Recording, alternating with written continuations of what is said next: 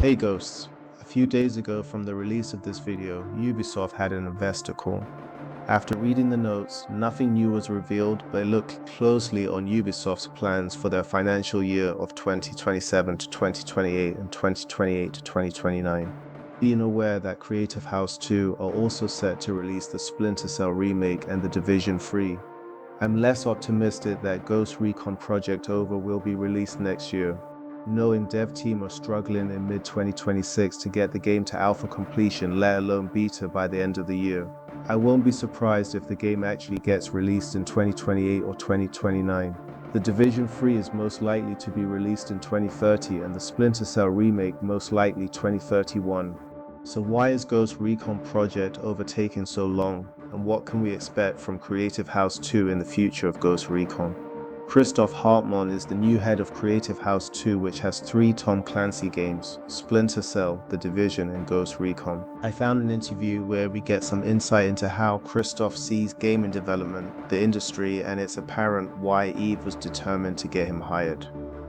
This interview dates back to 2021 when he was the vice president of Amazon Games. But the great thing about this interview is that he provides a lot of insight that I would think could be applied to his management style of Creative House 2. When reflecting on the lessons of a struggling game, Crucible, he says in the article reads, "Only ship when you're ready," he tells gamesindustry.biz. For me, that's probably something we should have known better. You don't rush into a territory where you already have clear market leaders. We launched Crucible at a time when PUBG and Fortnite were super big. It was not the right decision to go into a market segment that has such big players everyone's always chasing. It's like trying to beat Call of Duty at its peak or trying to do another Grand Theft Auto. That's why we had so many delays on New World. We really wanted to make sure that this time we get it right. We have the advantage that we're not held hostage by quarters or fiscal years like traditional games developers are. So let's do the right thing for the player, not rush it out, because we have to hit October, and if I don't, I have to hit March. Yes, we have to build a business, but we know that sometimes a month or two makes all the difference for a game. That's what really matters, because we're making multiplayer service games and they have to be in the marketplace for 10 years, so rushing something doesn't make sense. So it's clear that his outlook of releasing games when they're fully ready aligns with Ubisoft's latest adjustment of delaying games for the same reason. Black Flag Resync is Ubisoft's latest example of it. Less bugs, more profits. He actually mentions something interesting later in the article which strongly contrasts with what Ubisoft have been doing, and this is about the length of time a video game takes to make and then release. He says, "Let's start with a little bit of maths. It takes 3 to 4 years to make a game," he says. Today, 3 years is optimistic. Many games take 4 to 5 years. New World isn't the sort of game that is done in 3 years. So New World was an RPG game that Amazon made, but it's actually great to know that he has this point of view. Ghost Recon Project Over started production years before Christoph joined, and he's only 3 weeks or so into his job. I took a look on his LinkedIn. But I'm sure as he's meeting the development team, receiving updates from his new colleagues, and getting to know the game's trajectory, he's likely to analyze how to streamline Ghost Recon efficiently so we can get a new game every 3 to 4 years. We've known about Project Over going back to around September 2021. That's almost 6 years and most likely 7 to 8 years by the time it's released. That's almost a decade of game development for a game that I think most of us are going to be highly critical of and somewhat disappointed. In contrast to Creative House 1, where the mismanagement of Far Cry is excruciating, it was just reported today by Insider Gaming that Ubisoft have cancelled the multiplayer extraction game to start development of a new Far Cry game. Meanwhile, Far Cry 7 is still in development. Ubisoft really haven't learned from their mismanagement mistakes. Taking a look at how Christoph sees these issues, I don't think we have to worry about that with Creative House 2. In the article, Christoph says, "I'd rather we do fewer titles and do them right, rather than do too many," says Hartman. "We're taking a lot of smaller bets and taking risks on them, and then doing our big ones and working on them until the piece of art is right. That's what we want to be known for going forwards." Back when Christoph was with 2K, he oversaw Borderlands. Despite what the fans say about 3 and 4, this franchise has been solid since its inception, and it's one of the very few looter-shooter single-player RPGs we have. I play Borderlands 3 quite a bit and I really like it. I would suspect Christoph would eventually be planning the smooth development of the next Ghost Recon after Project Over with a release date after 3 to 4 years. I just hope that isn't delayed by live service support. In Ubisoft's 2025-26 Universal Registration Document, an annual financial report, it's quite eye-opening and contradicting how Ubisoft manages the development and public affairs of their video games. An inappropriate release schedule, launching a game early without it being sufficiently developed, or releasing it at the same time as competing games. Whether AAA games or games incorporating major technical/artistic innovations, or at the same time as in-game events, major updates with little advance notice, or content for older successful games, can significantly limit its commercial impact. Conversely, releasing a game too late when market anticipation has waned and it no longer meets market standards in a highly competitive environment can also hinder its success. This is the problem with Ubisoft trying to compete in the tactical space, because there are indie developers, both small and large, who are innovating in this space on a rapid pace. Ubisoft releasing Ghost Recon Project Over this late, in my opinion, isn't going to meet the same standard as Grey Zone Warfare, Operator, and the king of all tactical shooters, Arma 4, which is set to be released in 2027. I would argue that the Ghost Recon Breakpoint modding community are rapidly transforming the game, creating experiences that Ubisoft are unlikely to make in Project Over. That is a challenging, difficult, and more realistic tactical experience. My point is, the longer Ghost Recon Project Over takes until its announcement and release, by that point it's likely the game will be behind the tactical market standard and it won't have the attributes its competitors has. There's a possibility the soon announcement of Project Over won't be as impactful when compared to other tactical shooters. That's it but I would love to know what you guys think. Some of you guys actually play tactical shooters outside of Ghost Recon. How do you think Project Over will stand in the market by the time Project Over releases? Let me know. Don't forget to like and subscribe to the channel. I'll see you in the next one. Eagle Eyes out. Door's good.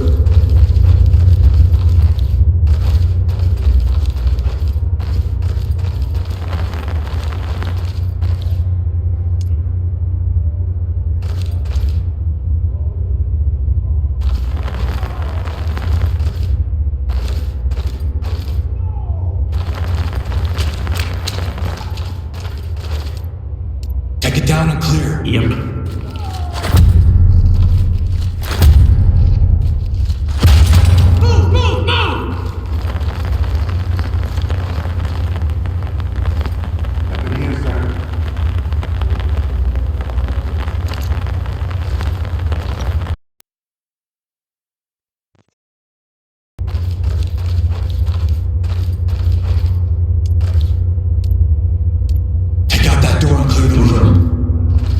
Breaching.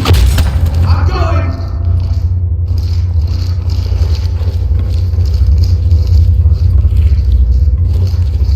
Nothing.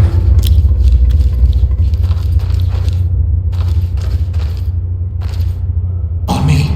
You got point.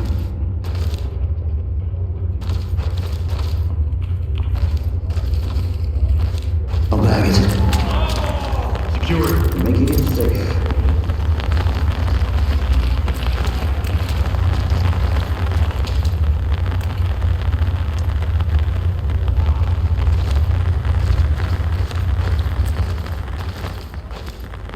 All teams. Red team.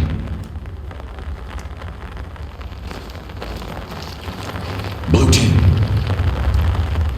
Move in and clear. I see you. Police! Need Tim's ASAP. Dock to elements. Make them stable and proceed with mission. I got nothing here. I got it. Secure. Copy. Zipped up.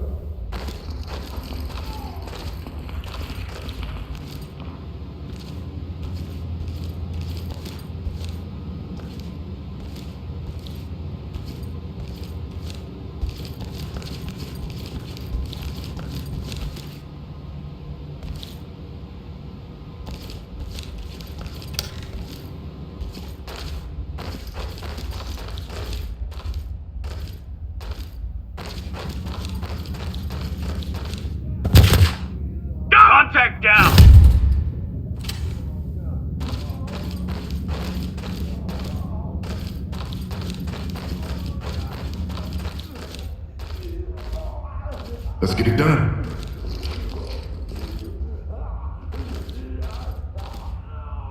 Here!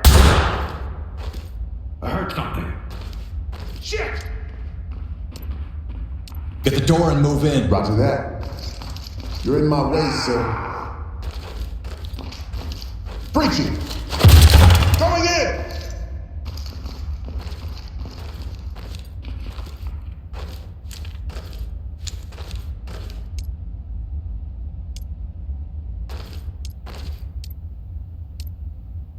Take out that door and clear the room. Place. Breaching! I'm going!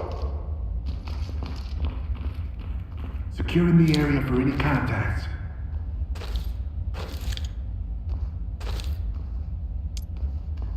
Stay on me. I got you. Drop the weapon Damn, now! what you say? Okay, don't shoot! Hands up now! Restrain him. Get down! Detainees. What? You did this to yourself. Suspect detained. Go. Lead to Doc. Top. Suspect Suspect investigated. evidence Doc good to here. go. We're ready. Provide support on me. I got you. Lead to Doc. We have a suspect down here. Need Tams ASAP. You better have a good Entity reason for that. suspect. Stabilize them and we'll send EMTs. Red team. Provide cover. I'm moving.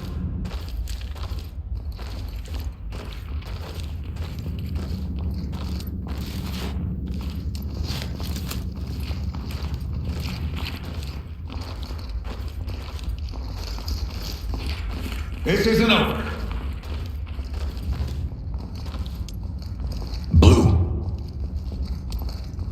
Go, go, go! Moving up. Breaching! Moving in! I got nothing here.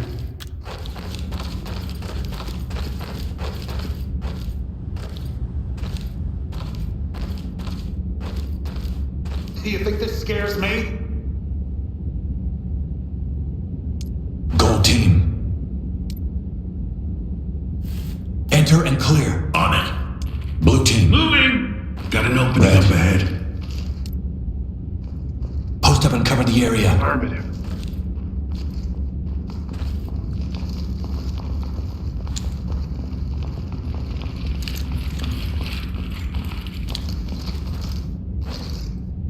I know my rights.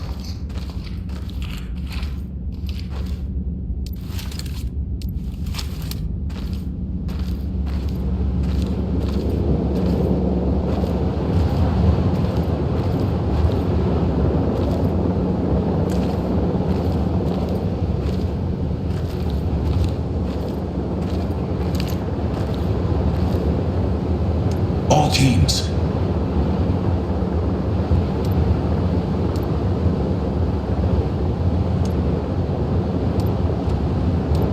Ram and clear. Moving up. Bring in. Going in! Got an opening here. Hallway left. Dropping the light. I got nothing here. Doing a sweep.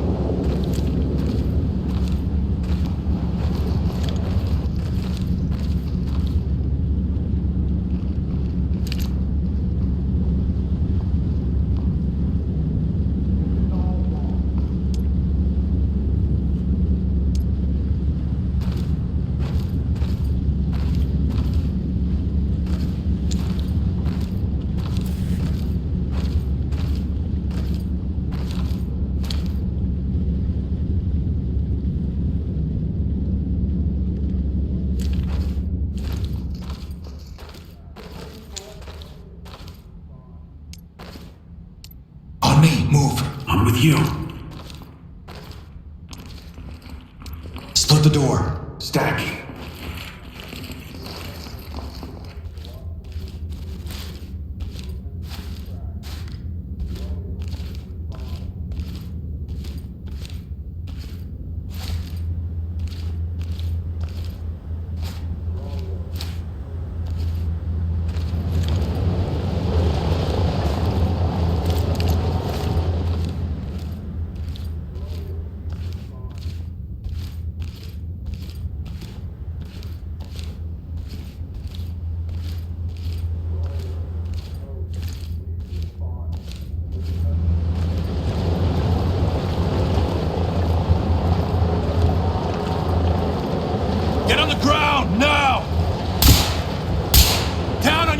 goddamn knees, now! Move in, bang the room and clear. Problem.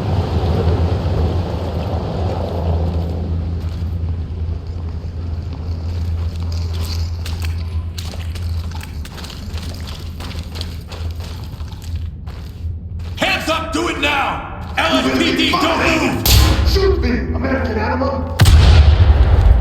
Open it on the right. I did something wrong! Get out of there now! Oh, what's not? Nothing over here, boss. Evidence good Put your to go. hands up! Evidence There is secured. no surrender! Suspect cuffed Hands and up secured. now! Drop to your knees! Police, Securing. get Yes, down! yes! Target located. South. Get down! Keep your hands up! Stay down and turn around.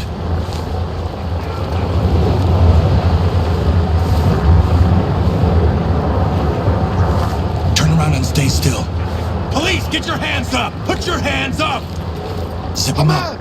Got him.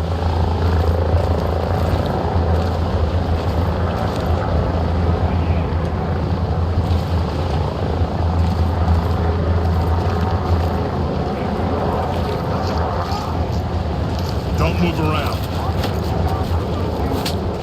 Sit down. Talk. One cop. On the line. Lead, this is Talk. Trailer's en route. Please! You gotta do something! No escape now! Arrest him! I'll get him ready. Blue! Suspect down. Got it. This is Talk. To say that this mission was a goat fuck is an understatement. The situation is under control by some miracle. Roll in for debrief.